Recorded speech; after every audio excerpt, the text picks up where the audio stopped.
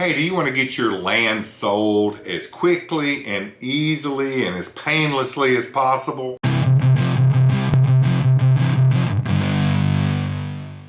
Well, as a real estate broker selling land, I can tell you from experience, there are four things really that make a big difference in making all that happen to get your property sold as painlessly and as simply and as smoothly and seamlessly as possible. First thing you got to do is you got to be serious. Do you really want to sell this property and see it go away and you get a check? Do you really want that to happen? This book right here, very first book I ever wrote it in 2016. Chapter 1, 5 years ago, decide if you really want to sell it. And now that came from experience in my work, again, 5 years ago. And I've learned a lot since then that a lot of people say they want to sell their property, but deep down inside, they just might not want to do it. Give you one example, just one.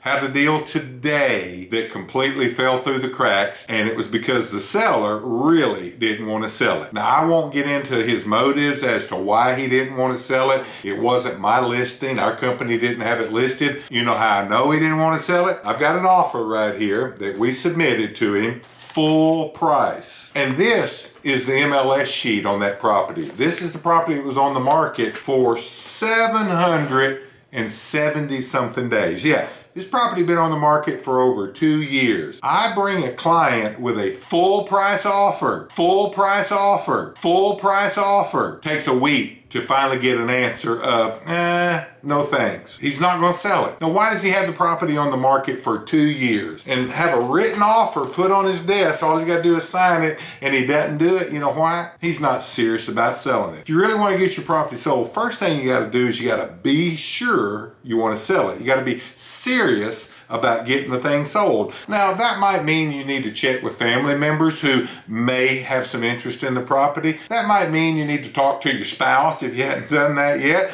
because you may want to sell it, she may want to leave it for the grandkids. It may mean getting your financial situation understood to decide if selling it now is the best thing to do. Be sure you want to sell your property before you put a sign in the ground or before you call a real estate broker and say, hey, I want to list and sell my land. Second thing that I encourage you to do when you do get a deal on the property, sign the paperwork. They're going to send you a contract. Your real estate company is going to have a contract. You're going to have to sign some paperwork because the title company needs some paperwork to be able to work from. If the buyer's using a lender, the lender's going to need a copy of the contract to be able to get the process going. My point is, sign the paperwork. And folks, we live in this age.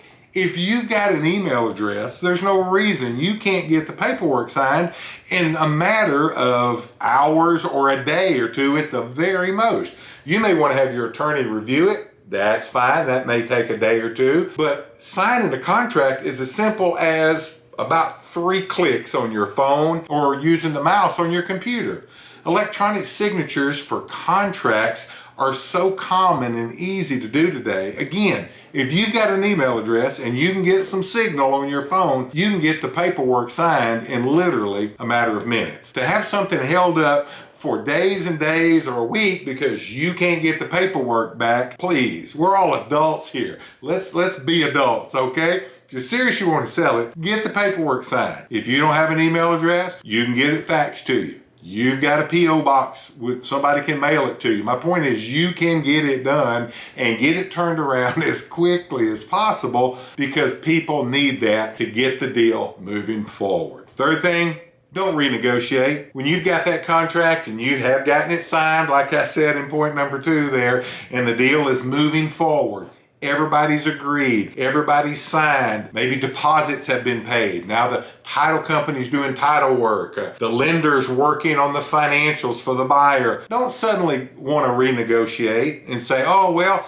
I changed my mind. I wanted to keep those 2 deer stands, or I decided I don't want to sell all the mineral rights. I want to keep, so whatever. Make your deal in advance before you sign the paperwork, sign it up, and what you sign up, be done with it. Don't come be one of these people that renegotiates, that comes back to the table after the deal's already in process and you want something else. I tell you what, nothing burns my biscuits more than somebody that wants to renegotiate. I lose all respect for those kind of people. Now, I understand there may be some big oversights, some things that weren't understood or completely missed at the part of a deal, and that has to be addressed as you go forward. I get that, and most other people get that too. But we can all spot somebody that just wants to renegotiate a deal after it's started. That's the worst kind of business to do. If somebody wants to come back and renegotiate something I'm involved in, that's usually my clue to cut all the strings and leave them be. Life's too short. There's other things more important to me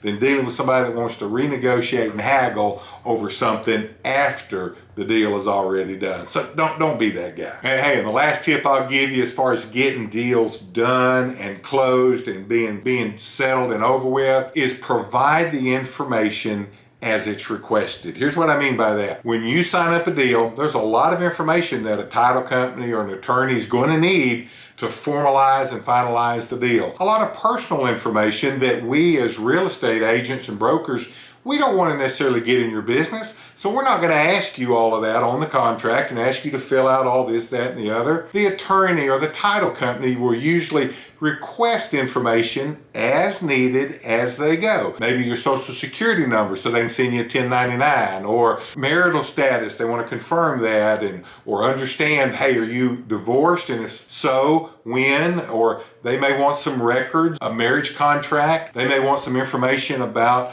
family members, if succession or things like that are involved, a death certificate. They're going to need some personal information, and they have every right to request that. Don't get all beside yourself because somebody's asking you for information.